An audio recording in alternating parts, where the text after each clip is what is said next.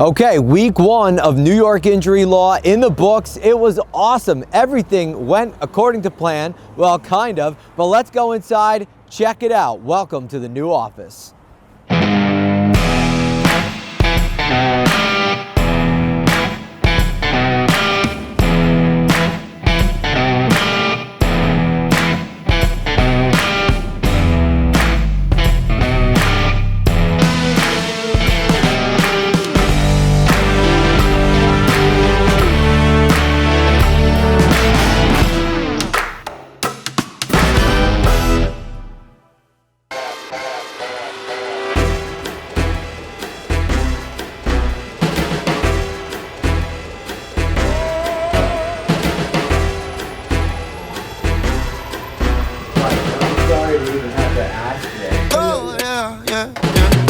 All right, well, we're 10 days into New York injury law, and so far, things have been going awesome. This is spectacular. I've gotten so much support from the local community, the members of the local bar, my clients who have been extremely gracious, understanding, inquisitive, and also, we're getting new work. The phones are ringing, and I could not be more proud of my team and New York injury law as a whole. Now, the first week was filled with trials and tribulations, if I'm being honest.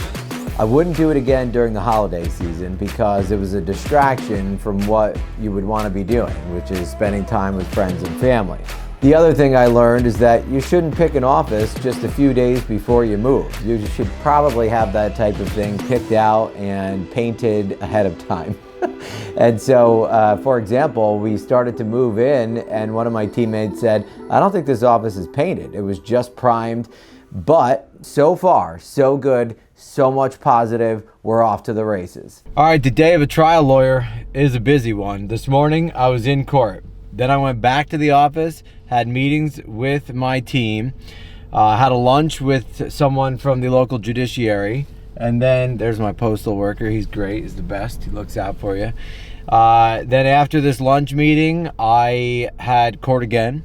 And then I went to my old law office to get some papers signed so that the clients who wanted to stay with me, which was all of them, could have their files transferred over. And now I'm going to the post office.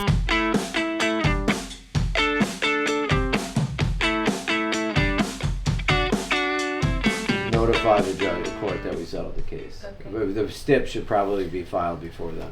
When you sue Geico in this instance, are you suing them for denying coverage? Is that why you're suing?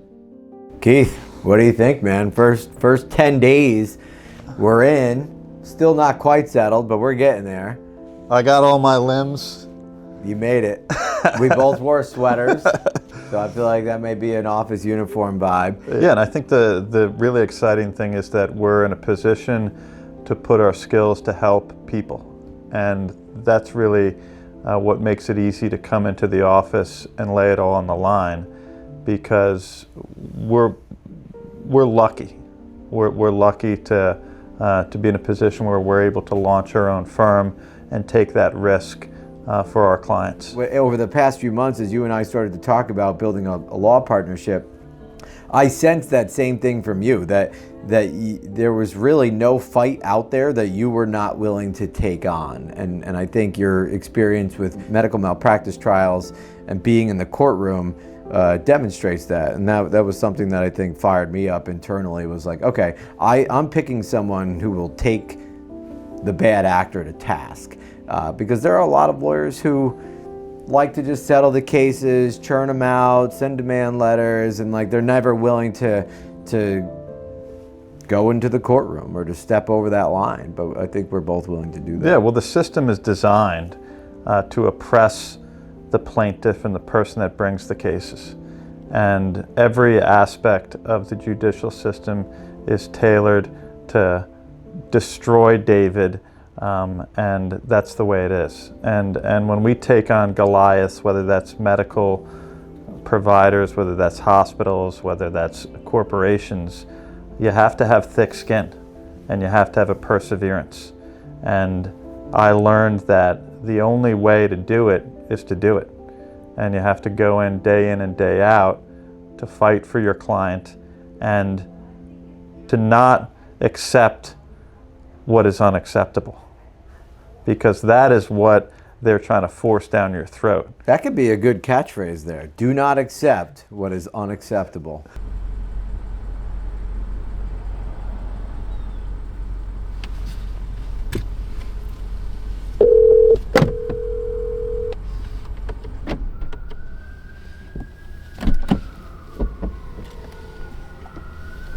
Hey Kim, it's John. How are you?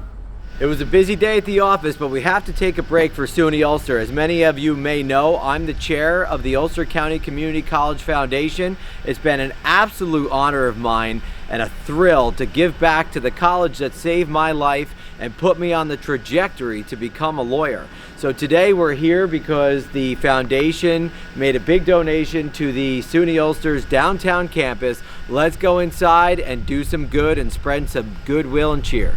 They're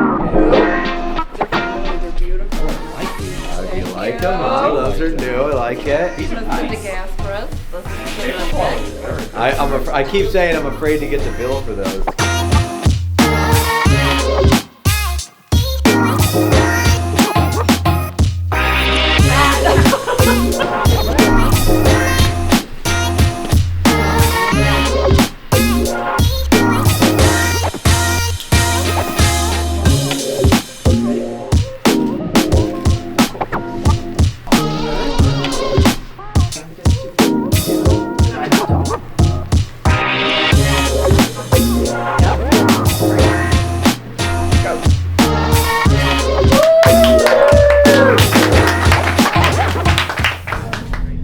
So this morning we took, 20 to 30 minutes to make some video content.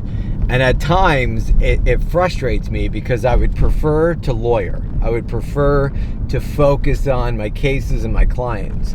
But as a business person, I know that I need to take time to market my services.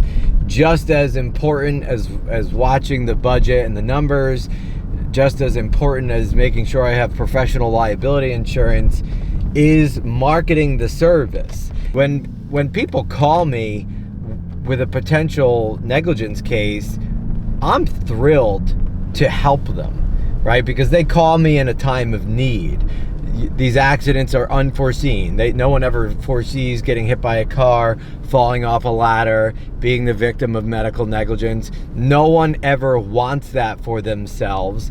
And so they call in a time of need when they're scared about their financial future or stability, when they're not sure how to hold someone or some company or government entity accountable. And I believe that marketing my services is vital not only to the health of my business, but it's a duty that I have to the community to let them know that there's a lawyer out here who will fight in a time of need.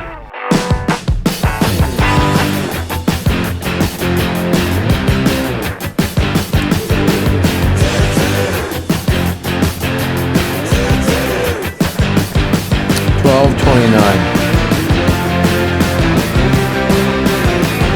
Wrapping up a successful week 1 at New York Injury Law. We have so many great things ahead of us. We look forward to serving New Yorkers, and not only serving them, but winning personal injury cases for injured New Yorkers everywhere. Tune in. I'll see you on the next episode.